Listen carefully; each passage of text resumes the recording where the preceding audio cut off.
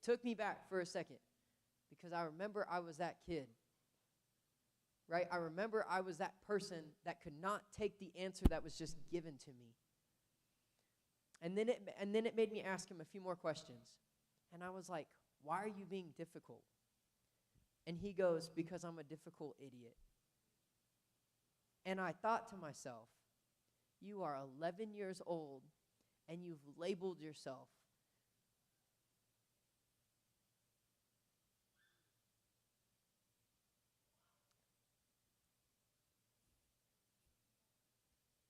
Sorry. I told myself I wasn't going to do this. I did this first service and I was like, that was it.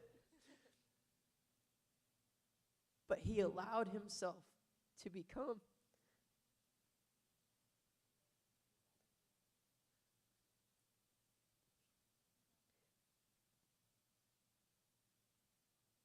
He allowed himself to become what people told him he was.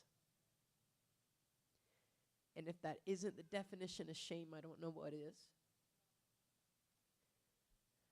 He allowed himself to become difficult.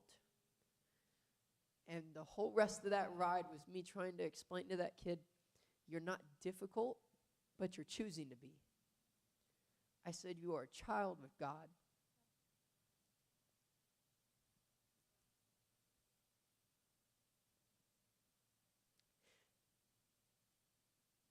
And I told him he's got a purpose.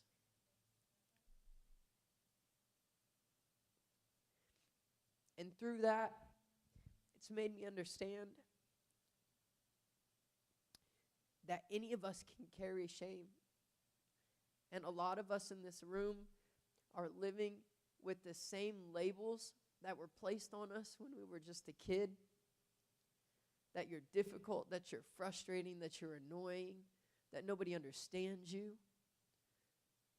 A lot of us live in that for the rest of our lives because we're never able to just understand that God has called us to something more.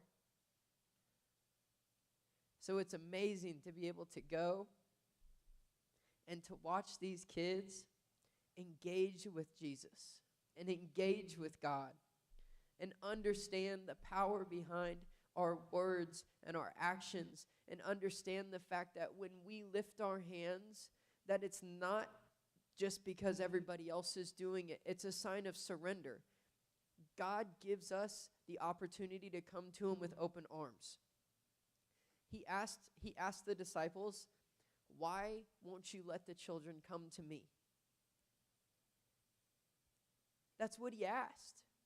It wasn't, why didn't you let the smart people come? Or the richest people come. I mean, the church would be great if all the rich people came. But no, he asked about the kids because he knew that the generation would be built behind him. And we take these kids to Wave because we understand that there's more power in the future than there is right now sometimes. That what we're creating is a legacy behind the things that we're doing. And shame, if you live in it, you'll never be able to attain it. So as we were sitting here and we were watching this, the scenario that they played out before us and the picture that they posted on the screen, it was Peter looking away, and it was Jesus. And I thought to myself, I said, the man who's looking away is the one with the least amount of weight on his shoulders. And the one who's looking at the one looking away is the one carrying the weight of the world. And a lot of times, we're Peter. We're so worried about our shame that we forget to look at the people who are living in theirs. So I want to encourage you guys today, just as we listen to these teens and as we grow with them, don't let your heart be hardened. If you're a parent of the teens, go home and ask them questions. They will show you things and open your heart up to things that you never thought you'd be able to do again because you were too far gone. You were too far past it. You couldn't take it.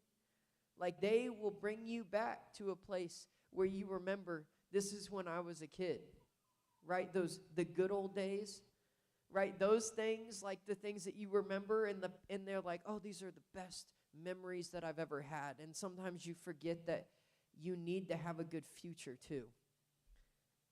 But they don't, because they're pliable and they're moldable. And even though they live sometimes behind a screen, their heart still wants to receive things from you. So if you guys would, just give them a round of applause. They're going to head off the stage. Oh, wait. We have one more. Hold up. Hold your applause. I'm just kidding. I really just wanted to say before we go, I'm so thankful for all of the leaders and everybody in this church that has helped us and sponsored kids and all that stuff. But I just want to say, like, Sam and Joe, I don't think you guys know, like, they have been with us through, like, some of the darkest times in our lives. And they have been so patient and so loving. And every single time we come to them, we're like, yo, like, my life's crazy right now. And they're always right there. And whenever we need them, we can call them. And whenever, like, we're sad or we come to youth and we just had a bad day, they can see it immediately. And they are just, like, the most loving and patient and kind people I have, like, ever met in my life. Then an opportunity to you guys. We're going to kind of change the tone, change the mood a little bit. Here at Elevate, we never want to miss an opportunity to really be able to just kind of extend an opportunity to you of if you feel like your heart's hard, if you feel like maybe you've just never experienced this and you want to understand what it is to just follow Christ, to live for Him, to have an experience like this, you know, if you want to understand what it is to just really understand God's heart, to feel His love, we just want to extend that to you guys today. So if you just bow your head and close your eyes, I want to give you guys two opportunities. So today, the first opportunity I want to give you is the first one. It's if you've never asked Jesus into your heart, and if you hear these stories or you see one of these teens and you're like inspired by it, and you're like, man, God's telling me I need to change something in my life. I need to run towards Him. I need to follow Him with everything I have. If that's you and you're like, I want to live my life for the greater good, for a better purpose than what I've been living it for now. If that's you and you just raise your hand. Thank you.